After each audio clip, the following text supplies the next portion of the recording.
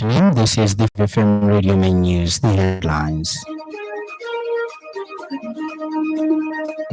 State Council Kabimba says Patriotic Front's existence under threat from within its ranks.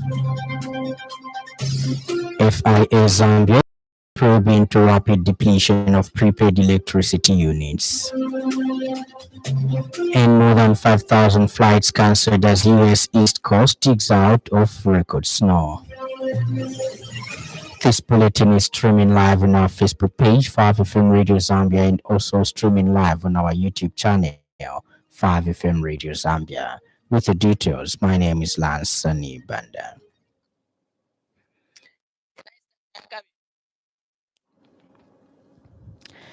State Council Winter Kabimba has stressed that the continued existence of the Patriotic Front is under threat from within its own ranks. Speaking when he featured on the Tuesday edition of the Burning Issue program, Mr. Kabimba, who is also Economic Front leader, says some party members have failed to uphold and advance the founding vision and values of the former ruling party. He notes that without a renewed commitment to the party's ideals and direction, the Patriotic Front risks losing its relevance on Zambia's political landscape. Mr. Kabimba has since called on members to reflect on the party's core principles and work towards rebuilding unity and purpose. Okay. What I saw from PF, because if I talk about UPND, you think that I'm just being discriminatory, What I saw even in PF is that there was not even a single ministry, including the Ministry of Justice, which had the policy document. Kuribe. Many a time when we were in cabinet, the objections which I raised to cabinet papers were purely on account that the paper was not in line with the PF manifesto. That was our blueprint, the PF manifesto. So we had a guiding document because the PF manifesto 2011 to 2016 was very comprehensive. And Mr. Kabimba has challenged Patriotic Front aspiring presidential candidates to outline their own ideologies and not use the late 63 Republican President Edgar Lungu in their campaigns. I don't talk politics of using, dead people, legacy of ECL. ECL is gone. We're just waiting to bury you. Tell us your ideas. What is your experience yourself?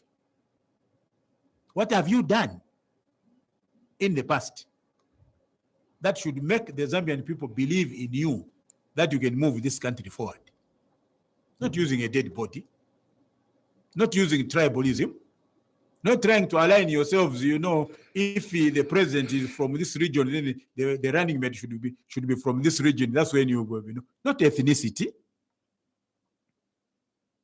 Use nationalism. And I thought that you are going to delve into the issue of the president's speech on The Fight Inequality Alliance FIA Zambia has welcomed the decision by regulators to investigate the fast depletion of prepaid electricity units.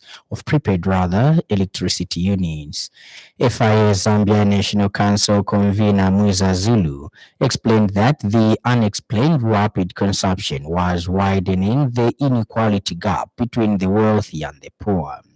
Ms. Zulu emphasized that households with limited income were being disproportionately affected by the faster loss of units.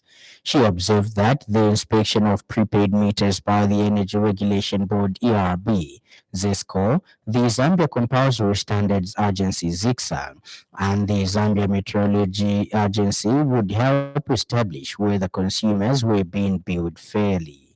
The FIA Zambia National Council convener highlighted that transparency in electricity metering was vital to protect vulnerable families. Ms. Zulu pointed out that many households were struggling to cope with rising costs linked to the rapid depletion. She stressed that accountability from ZESCO and regulators was necessary to restore public confidence. As the Fight Inequality Alliance, would like to welcome the decision by regulators to investigate the fast depletion of electricity units, because as an alliance, we see that the unexplained rapid consumption was widening the inequality gap between the wealthy and the poor. We would also like to emphasize that households with limited income are being disproportionately affected by the faster loss of units. The inspection of prepaid meters by the ERB, ZESCO, and Zambia Compulsory Standards Agency, ZCCA, and the Zambia Metrology Agency will help establish whether us consumers are being billed fairly. Transparency in electricity metering is very vital to protect vulnerable families, and many households are struggling to cope with rising costs that have been linked to the rapid depletion of. The National Democratic Institute (NDI) says its support to Lifeline Zambia in the development and operation of the Violence Against Women in Elections (VAWE) hotline is a key component of its Sweden Fund program aimed at increasing women's political participation in Zambia. NDI Country Director Monica Enti says although women make up more than half of Zambia's population, this has not been reflected in decision-making positions. She notes that women currently hold just 15% of seats in parliament and only 8% in local councils. Ms. Ernst says these figures highlight a persistent imbalance that must be addressed. She explains that through the project, NDI is working in 24 districts alongside community-based organizations to train women from different political parties to run for local councillor positions. At the same time, the program is engaging male community leaders to help create a more supportive environment for women's leadership. Ms. Enns adds that one of the major challenges affecting women's political participation is violence or the threat of violence during elections and in political spaces. We know that this violence against women in elections discourages women from pursuing politics and can deter even the most capable, strong, and determined women from pursuing public office. Today, together with all of the partners represented here, we are very, very pleased to support the launch of this VAWE hotline, which is an important step to ensure that women who are affected by violence can have access to information, support, and referral services, but also to strengthen the national data on this issue. The Public Health Association of Zambia (PAZ) has expressed full support for the Ministry of Health and its partners in the swift activation of emergency response measures following the recent detection of poliovirus. Recently, the Ministry of Health announced the isolation and confirmation of poliovirus type 2 from an environmental sample collected in Lusaka district. In an interview with 5FM News, FAS Secretary General Larry Moka described the development as a serious public health warning. Mr. Moka said the detection of poliovirus in the environment, although no paralysis cases have been confirmed, indicates active circulation of the virus within the community. He stressed that immediate action is necessary to prevent potential cases.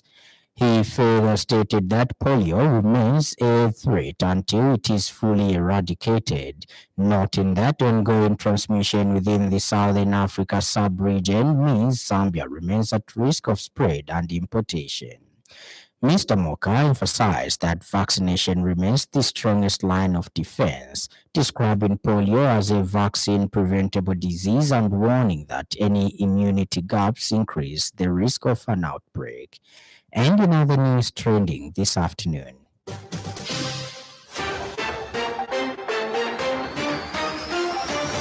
Citizens First Party Deputy Legal Chairperson Wisdom Mulizwa says party will amend the Local Government Act to provide better conditions of service as councillors should be entitled to gratuity, sitting allowances and proper salaries. The governments of Zambia and Botswana have concluded negotiations on addendum number 3 to the agreement sponsoring the construction and operation of the Kazungula Bridge. Up next, the business news. 5FM Radio Business News. We mean business. Keep you current in commerce, trade, and industry, local and global. It's our business to keep you informed about business. Zambia Consumer Association ZACA Executive Director Juba Sakala has urged government through the Disaster Management and Mitigation Unit to intensify interventions on the ground. His comment follows floods which affected homes, drainage systems, and electricity poles weekend, putting consumers at risk, disease outbreaks, and electricity shocks. Mr. Sakala says this must include the immediate distribution of chlorine, provision of safe water through water bowsers, clearing of blocked drainage systems, and urgent inspection of weakened electricity poles to prevent accidents and loss of life. He has called on restaurants and food outlets in Lusaka's central business district to strictly observe hygiene and food safety standards during this period. Mr. Sakala says consumers must not be exposed to unsafe food or contaminated water. We're particularly concerned about the cholera-prone communities such as Kanyama Township, where flooding increases the danger of contaminated water and potential disease outbreak. We cannot afford another public health crisis. ZACA is urging government through the DMMU to intensify interventions on the ground. This must include immediate distribution of chlorine, provision of safe water through water bowsers, cleaning of blocked drainage system, and urgent inspection of weakened electricity poles to prevent accidents and loss of life. Ends the business news. 5FM Radio Business News. We mean business. Keep you current in commerce, trade, and industry, local and global. It's our business to keep you informed about business. And in foreign news, a major storm hit the U.S. East Coast on Monday, bringing record-breaking snow that caused disruptions for millions and thousands of flight cancellations. Parts of Rhode Island and Massachusetts have seen nearly 37 inches of snowfall, with more than 17 inches in New York City's Central Park, the National Weather Service said. Weather warnings stretched from North Carolina to northern Maine, with some in place further north in parts of eastern Canada. More than 600,000 properties on the U.S. East Coast endured power outages, while the Boston Globe, a major U.S. newspaper, said it will not go to print for the first time in its 153-year history due to the storm. And in sports news, the president of the National Olympic Committee of Zambia, Alfred Foloko, has commended the National Sports Council of Zambia through the Ministry of Youth, Sports and Arts for hosting the 2026 Governance Forum for National Sport Federations, being held under the theme, The Year of the Sports Revolution, Scaling Up Good Governance in Zambian Sports. Foloko notes that the forum, which has attracted leaders from various sports federations, serves as an important platform for dialogue and reflection on governance standards within the sector. He has emphasized that such engagements are essential in promoting transparency, accountability, and institutional growth, adding that open discussions on governance challenges and best practices are key to building a stronger and more credible sports management. He has further highlighted the value of collaboration among sports leaders, stating that regular forums of this nature help align federations with modern governance principles and reinforce a shared vision for the development of sport in Zambia. Stand by for the weather report.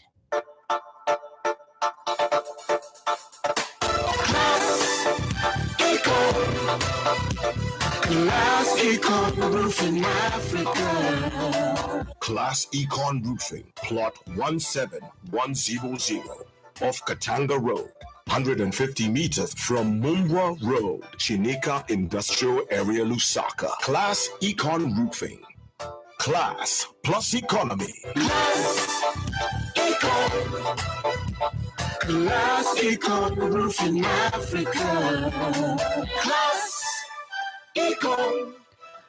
Western, Northwestern, Copper Belt, Luapula, Northern, and Muchinga provinces, including the northern parts of Eastern and Central provinces, mostly cloudy and warm to hot with rain and thunderstorms.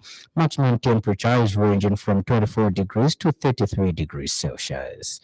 The evening will mainly be cloudy, slightly windy and mild with isolated rain and occasional thunder. Ends our weather report, and that item brings us to the end of the news. But before we go, a recap of the stories that made.